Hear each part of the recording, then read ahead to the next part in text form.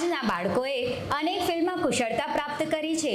તેઓ detail studies કરવામાં માને છે અને સમાજ અને દેશના હિત માટે તેમનું આ એજ્યુકેશન કઈ રીતે હેલ્પફુલ રહે તેની વિશેષ નોંધ લેતા રહે છે.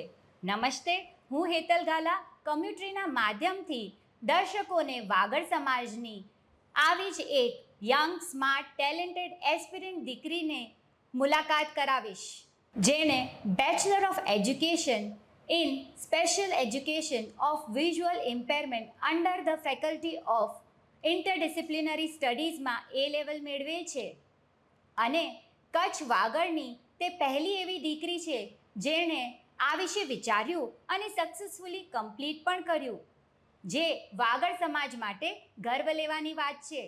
તો ચાલો આજે તેના મુખેથી જ આની ડિટેલ માહિતી મેળવીએ. તો મળીએ ગામ લાકડિયાની શ્રુતિ, શિલ્પા, હિમાંશુ છેડા. હાય શ્રુતિ, કેમ છે? હું એકદમ મજામાં છું અને હું એકદમ એક્સાઇટેડ છું.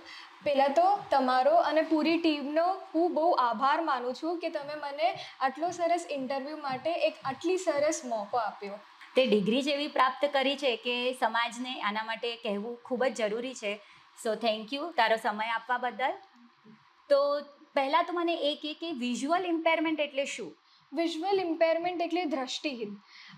વિઝ્યુઅલ ઇમ્પેરમેન્ટમાં બે પ્રકાર હોય છે. પહેલું ટોટલી બ્લાઇન્ડ.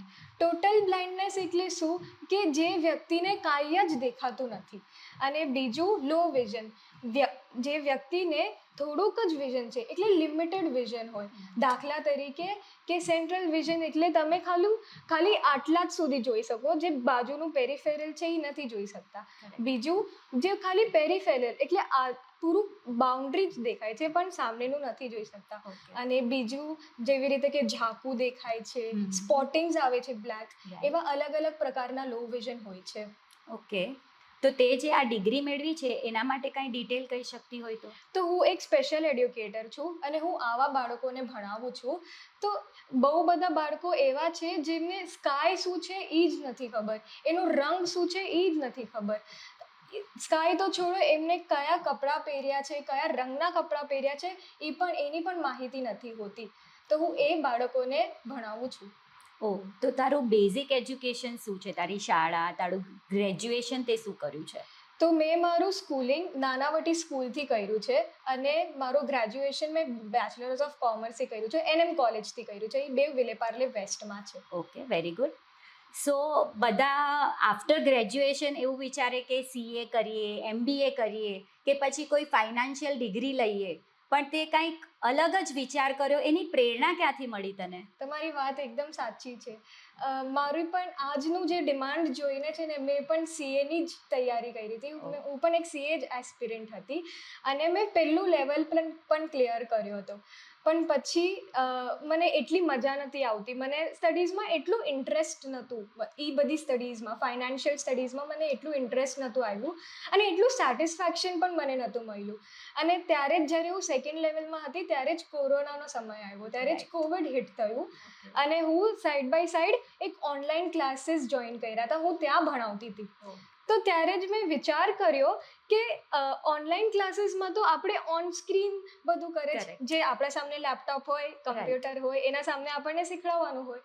તો મને ત્યારે જ વિચાર આવ્યો કે આ રેગ્યુલર સ્ટુડન્ટ્સને તો હું ભણાવી શકું છું, પણ જે દ્રષ્ટિહીન છે, જે વિઝ્યુઅલી ઇમ્પેર્ડ છે, એમના માટે કેવી રીતે પોસિબલ છે પૂરું ખાલી સ્ક્રીન થ્રુ કેવી રીતે ભણાવી શકાય?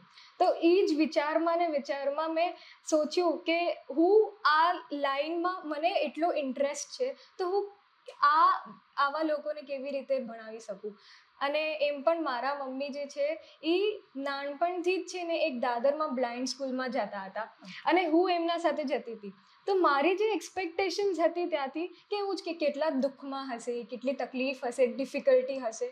પણ તમે વિચારો નહીં, હું ત્યાં ગઈ અને મેં જોયું કે એટલા પોઝિટિવ છે, એટલું એન્વાયરમેન્ટમાં એટલી પોઝિટિવિટી છે કે તમને ખબર જ નહીં પડે કે એમને કાંઈક તકલીફ થાય છે, એમને કાંઈક ડિફિકલ્ટી થાય છે. તો એ જ પોઝિટિવિટી મને સ્પર્શી ગઈ અને મેં મારું BEdનું જર્ની ત્યાંથી શરૂઆત કરી. Very nice. તો તું કહેવા માંગે છે કે ડાયરેક્ટલી કે ઇનડાયરેક્ટલી તારા સોર્સ ઓફ ઇન્સ્પિરેશન તારા મમ્મી રહ્યા છે? હા, એ મારા પ્રેરણા જ છે. સો વેરી નાઇસ. સો આ કેટલા વર્ષનો કોર્સ હશે? આ 2 વર્ષનો કોર્સ છે અને મેં આ કોર્સ SNDT થી કર્યું છે, SNDT યુનિવર્સિટી સેન્ટ આઉસ. અરે વાહ, વેરી ગુડ.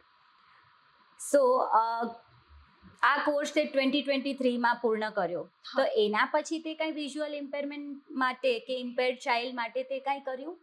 હા, તો મેં આ કોર્સ 2023માં ખતમ કર્યો છે. એ હમણાં જ જાન્યુઆરી 2023માં મને મારી ડિગ્રી મળી છે. હમણાં તો ફિલહાલ સમર વેકેશન ચાલી રહ્યો છે.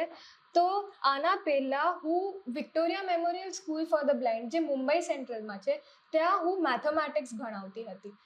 Okay, very nice. તારું આગળનું પ્લાનિંગ શું છે?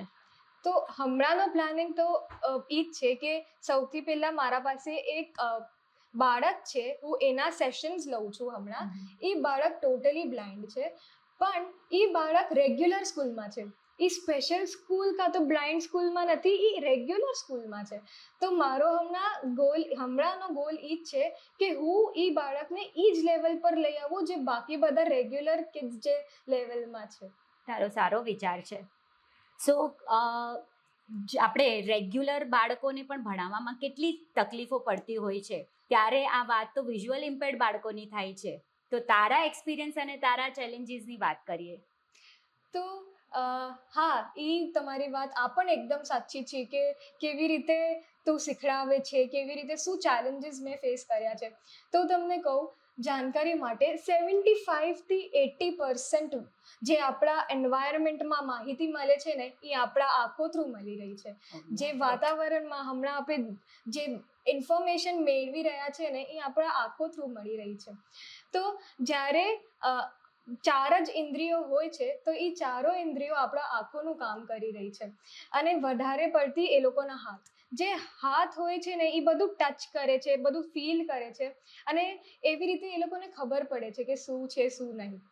તો મેં જ્યારે મારી ટ્રેનિંગ ચાલુ હતી, તો ત્યારે અમને બહુ બધા પ્રોજેક્ટ્સ હતા, બહુ બધા અસાઇનમેન્ટ્સ હતા. તો અમને જે પણ મોડલ્સ બનાવવાના હતા ને, એ એકદમ ટેક્ટાઇલ બનાવવાનું, ઉપસેલું બનાવેલું હતું. એટલે દરેક વસ્તુ અલગ અલગ વસ્તુ છે ને, ઉપસેલી બનાવવાની હતી.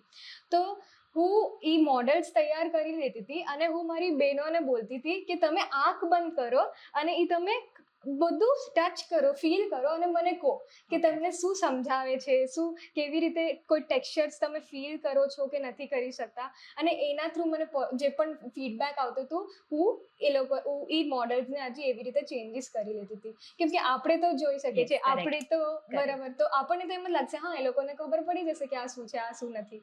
તો હું એવી રીતે કરતી હતી અને ત્યારે જઈને મારું આ ફૂલ ડેવલપમેન્ટ થયું. સો તારું ફ્યુચર વિઝન શું છે? તો મેં જ્યારે આ BEd કોર્સ કર્યો હતો, તો મારો ખાલી એક જ મોટો હતો કે હું અગર આ પૂરી લાઈફ ટાઈમમાં એક જીવનમાં થોડુંક પણ રંગ ભરીશ ને, તો મારું જીવન સફળ થઈ જશે. અને આપણા જૈન ધર્મમાં તો કીધું જ છે કે દરેક જીવ પ્રત્યે થોડીક મૈત્રી ભાવના, કરુણા ભાવના તો રાખવી જ જોઈએ. મારા દાદા, મારા હરકચંદ દાદા, મારા લાલજી નાના, એમનો વારસો જ સેવા ભાવનો છે. એટલે દયાભાવ તો મારા જીન્સમાં જ છે. અને સૌથી મોટી વાત તો મારા મમ્મી અને પપ્પા, એમને મને એટલા સંસ્કારો આપ્યા છે, એટલું કેર કર્યું છે મારું, કે હું જે દિશામાં છું એ એમના જ વજહથી છું. અને સૌથી મોટી વાત કે મને આ સમાજને થેન્ક યુ કહેવું છે. હું બહુ ગ્રેટફુલ છું આ સમાજ માટે, જેને મને આટલી બધી વસ્તુ આપી છે. અને હું મારા તરફથી અગર આટલી વસ્તુ સમાજ માટે કરી શકું, તો હું એકદમ ધન્યવાદ બની જઈશ. સો તારા ફેમિલીએ તને આની અંદર ખૂબ જ સપોર્ટ કર્યો છે, જે ખૂબ જ સારી વાત છે અને દરેક ફેમિલીએ કરવું જોઈએ. તો મળીએ આજે શ્રુતિના દાદાને, જયંતિભાઈ હરકચંદ છેડા.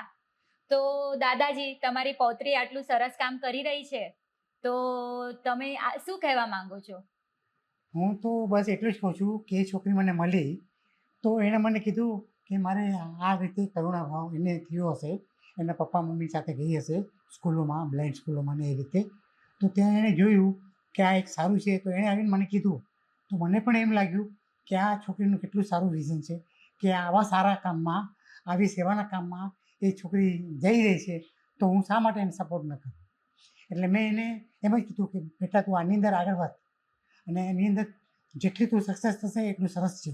અને હું તો એમ કહું છું કે આપણા સમાજની બધી દીકરીઓ, બધા છોકરાઓ આપણા સમાજને કેમ હેલ્પફુલ થાય, એ જ વિચારવાનું છે. અને આપણે મા બાપોએ પણ એમને એ જ સપોર્ટ કરવાનું કે તમે આગળ વધો અને આપણા સમાજને ઉપયોગી બનો.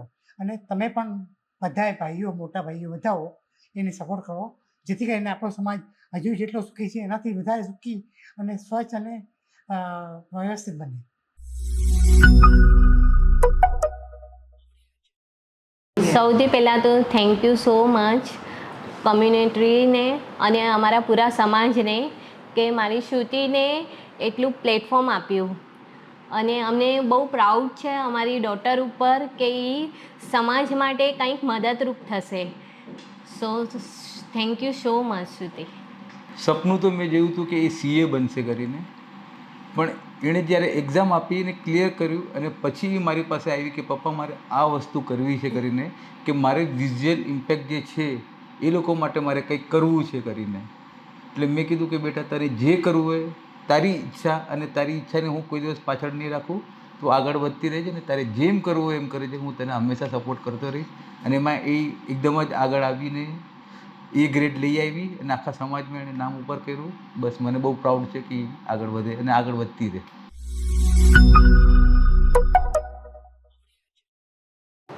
હું એકદમ પ્રાઉડ છું કે મારી બેને આ કર્યું છે કોર્સ. મને એક્સપેક્ટેડ નહોતું કેમ કે એ CA ભણતી હતી અને એ બહુ આમ કહીએ ને કે રાતના એ ભણતી જતી.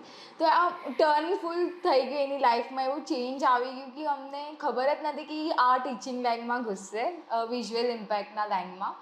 તો એનાથી પણ મને ઇન્સ્પિરેશન મળી કે હું પણ પોતે હવે ટીચિંગના લાઈનમાં જાઉં છું અને મારું પણ હવે એ છે કે હું પણ કંઈક એવું નવું કરું.